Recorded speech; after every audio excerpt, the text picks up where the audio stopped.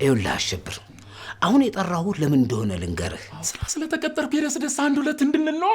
ለዛ ማለት እንደ ግማሽ ውስኪ ይዤ መጣሁት አይደለም።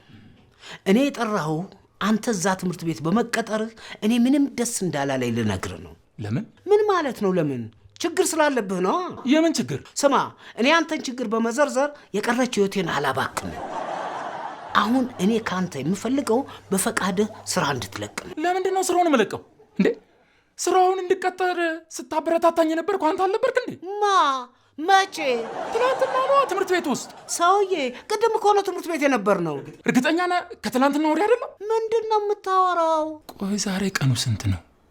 ትላንት 22 ከነበረ ዛሬ 40 ነው ማለት ነው። አንተ ትክክል። ቆይ እኔ የምልህ እንደዚህ የምትሆነው የምትወስደው ነገር ሲሰራ ነው ወይስ ሲለቅ ነው? እኔ አልለቅም።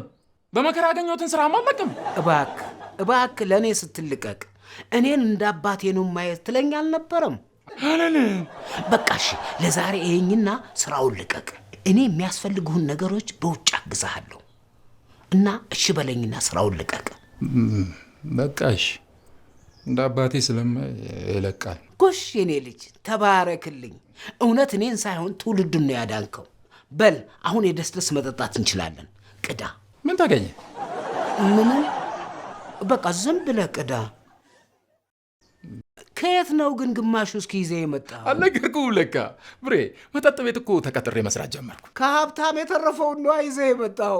ታዲያ ሊያውም ከብርጭቆ ላይ ጭላጩን ገለባ ብጬ ነዋ።